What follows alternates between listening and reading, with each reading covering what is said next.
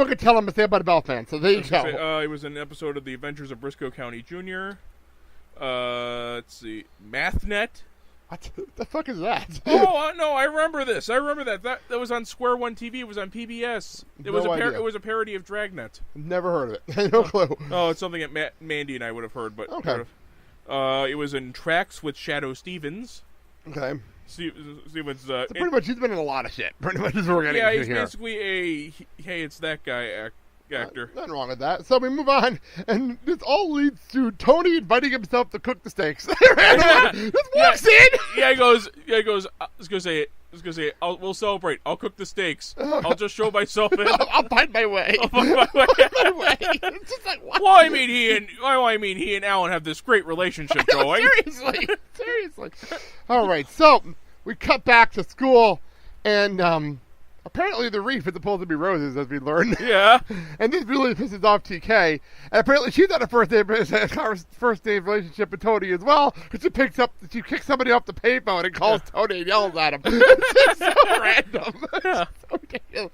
Well, what is going on? Well, hey, everybody loves Tony. Tony's awesome. He backs up. I know exactly what line is opening the show, by the way. So he backs up while she's on the phone, and he bumps into Joey. Oh, God. And exactly, we had this kid reacting like, oh, shit. Oh, shit. Spills his juice onto his shirt. But Joey turns around and realizes it's Cory. Yeah. And takes the blame. And then says, and Frankie covers for it. And then says, I can get another shirt. And points at somebody. They walk away. He chases down a cover. Hey, you, shirt. Kind of love those two. Because it's just like, they go from being nice to jerks in a split second. Yeah. Literally. It's amazing. The one thing I don't understand is how Frankie can be an enforcer when he's like 3 times as large as Harley. Well, because he's a big guy and he's scary. Yeah. Big guys are scary when they want to be. But wouldn't he actually make the more convincing school bully than Harley? No. Because Harley's got the attitude. Yeah. Frankie's got the muscle. Harley's got the attitude. There's a difference. You know what I mean? And what does Joey bring to the table? He's just Joey. He's just Joey. Yeah, he's just there. He's just there. So he's got kind of the mob attitude. That's probably what it is. He's got that mob attitude with the accent and the Italian accent going on. So that's probably what it is. So, they walk away, and TK gets out the phone and kisses him. It's like, whoa, okay. That was out of nowhere. I'll take that and rerun. And tells him that she will walk him home. She will walk him home, and they will go on a date tonight. Okay, then. So then Harley stops Cory and calls him Cory. Yeah. Instead of Baboon. I think it might be the only time in the entire series this happens. Yeah. All series, I think this is the only time. And until Grown Troll. This is the only time this has ever happened. And I forgot about it, too. Yeah. And Cory to himself says, the politeness thing is really catching on. Yeah. Then we turn around, I think the only feedy scene in the entire show besides the opening. Yeah. And I have to get the audio because it made me laugh really hard, was TK loves CM on the locker. By the way, what the hell did she do that when we were all watching? When did she do this? Because we completely missed it. I have to check the background scene to see if it was there. She's a ninja of love. Because I have to see if that was during the earlier scene. She's a ninja of love. Because it was a big heart over like 9 lockers. And it says...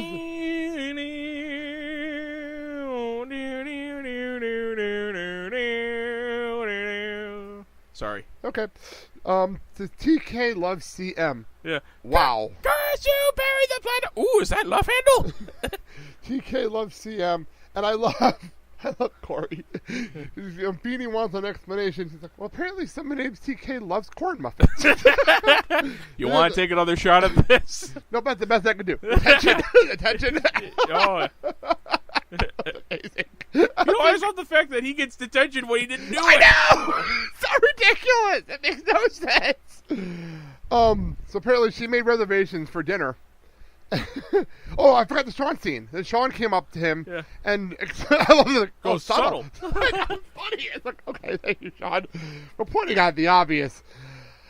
Sean shows up. I don't have this right now. I forgot about this. Sean shows up and pretty much convinces Cory to tell her to slow it down and not go out on the date tonight. Oh, yeah. Which, for any other person, would make sense. Unfortunately, this is Theresa. Theresa. And breaks off her... So, it cracks me up. TK comes up to him and he's like, we got dinner reservations and it's under Fuzzy.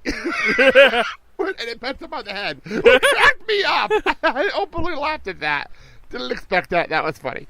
So, Fuzzy, he breaks off their date. TK does not take it well, like at all. Oh my God! Well, it's kind of like she takes it about as well as me when a buffet closes just before I can get up there. Oh, so we got back to class. Oh yeah, the last time that happened, I wound up going around punching people and lighting small fires. And I'll let that visual sink in people that know you.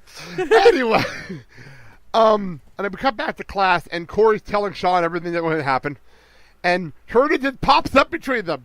Yeah. I was teaching while you were talking. I'm sorry, you two. I was teaching while you two were talking. Sean, that's okay. That's okay. Like, wow. So, and the words of Peanut. and Turner goes, whatever's going on in your life, you leave it at the door. And he goes back up to the front. And there's Frankie. No, it was Joey. Frankie or Joey? Yeah. Was it Joey? Oh, it was Joey. Yeah. It was Joey comes in and tells him, and the reaction was amazing. Yeah. He goes, Senator Bud wants to see you.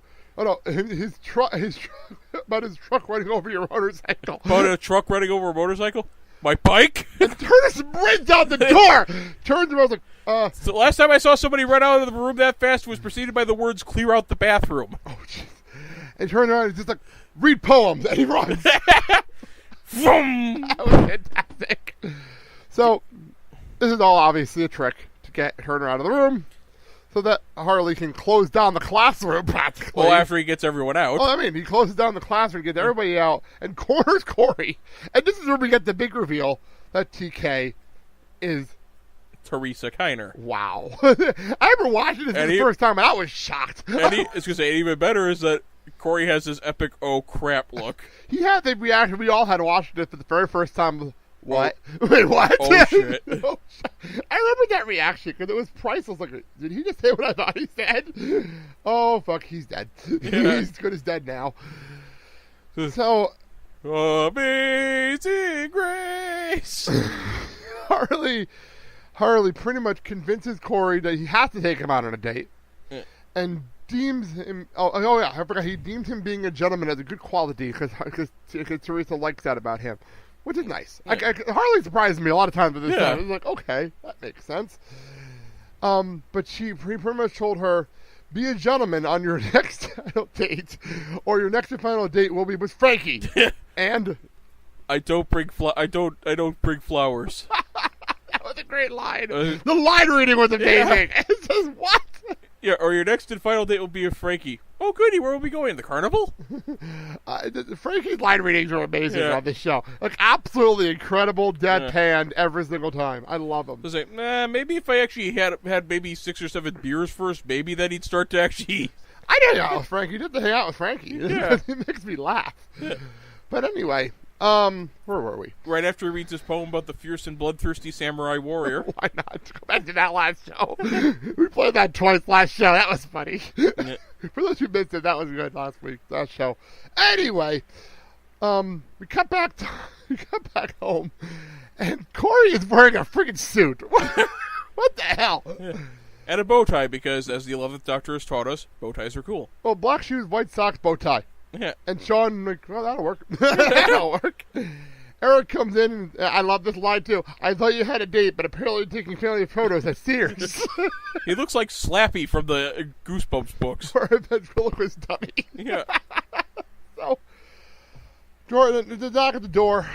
What's the worst that could happen? Frankie in a chauffeur's cap. What? I got a date with Frankie! Yeah! So yeah, believe me, I ain't that enthused about it either. But no, it's not the way we look at it. It's not the way we thought. Yeah. No. It's simple as that. He could be their chauffeur, and chaperone. But I do cry. I love the fact that he's her driver. Yeah. And it scares the crap out of them, because I forgot it happened. I completely forgot about this. No offense to Ethan Simply, but honestly, it looks like you need the jaws of life to get him into the car. Well, probably a very big vehicle. Yeah. I mean, I've had some big vehicles, so it's not that big of a surprise to me. Yeah. So, and Eric, like, any final words? Tell Mom politeness kills. As he walks out. Because Cory's worried. And she's going to see right through this little gag. And he's going to wind up dead. Oh, to her credit, she didn't have a problem with the outfit. Yeah. Except for the bow tie, she didn't have a problem with the outfit. Which, I'm not going to lie, it surprised the crap out of me. The way this was set up. You know? So, we cut back to the... I'm sorry, I read my next line. I'm sorry. I'll get to that in a second. Yeah. TK wants the privacy from Cory, which is fine. And I'm dating here. Hey, I'm dating here. I'm dating here. Great line. But I was it. TK tells him to go play with on the swings over there. Yeah. What the hell? I cannot. But then the dancing snacks pop up on the screen. The let's all go to the lobby. I love it. Yeah, didn't we have those gags when we went to see Jay and Silent Bob's cartoon movie? I believe so. They had those gags at the beginning, and it cracked all of us up because no one expected it. Yeah. Oh, let's go to the movie, dancing snacks, and she gets him. She bribes him, gives him money to go get snacks. Goes make your dreams come true. And then the minute he says the snow cap to do the cha-cha. I think it's like I can't. I was gonna say I can't do that. The snow caps are doing the cha-cha. Okay. That was amazing. Which I say, how many takes did Ethan simply have to get through before he could stop cracking up at that line? He probably lost it when he got out of the car. He really just lost it, because I would have lost it at that moment. That's a great line that you don't expect. That's a great line. And the visual is amazing. And we have the Reese's Peanut Butter Cups doing the rumba. Why not? Why the hell not? So... But you don't want to know what the hot dog is doing. Jumping into the bun like in Grease? Yeah. What a bad joke, by the way. Anyway, back to this. Cory is really thirsty, so Frankie says, take it easy, I'll get you a drink. Yeah. Fine. Frankie leaves. And Sean pops into the car. Pops in. Frankie, you don't mean Theresa? What did I say? Theresa, sorry. Yeah. Theresa, go get him a drink. And then Sean just popped into the car randomly. Just randomly. Yeah. But apparently he lived on the other side of the fence. Okay. Although, hey, free movies. Well, there you go. That's a good point. I never thought about that. Yeah. I didn't look at it from that point of view. All he just needs is a radio and the frequency for the speaker, and that's a good. I never thought about it from that perspective. That's a good point. It's a very valid point. So I just love the fact that he lives on the other side of the fence. Okay, that works for this scene. We'll go with it. He tries to pull him out of the car and ditch her.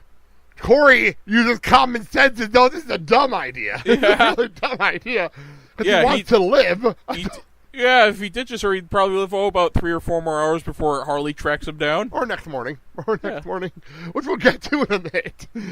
But anyway, Sean's like, oh, too late. He runs off, and Theresa gets back into the car. And she wants to make out. Who's that gentleman who's that guy with the wavy hair running out of our car? I know she didn't even notice. That's the best part. Didn't even notice it. So she wants to make out. He wants to have a conversation just to kind of live, but also just try to break the monotony of this. It's just break the tension, talk. And she thinks otherwise. Well, he starts talking about baseball. Baseball strikes apparently going on at this point. That does make sense for the timeline we're in. Good timeline where we are. And she didn't have fun at a Phillies game one time. Yeah. And he wants to know why. Like a good person would want to know. I want to know too, if we're being honest. And apparently her dad ditched her for another woman at a game. Ooh. Damn, that's just probably the worst. That's probably one of the worst stories I've ever heard when it comes to something like that. By far. So we find this out, which is bad. Yeah. And then we also find out that Harley's... they called her mother after the game. Oh, yes. Sorry, yes, you tell this part. My mother was a little under the weather. So who came to her rescue? Harley. No, Harvey.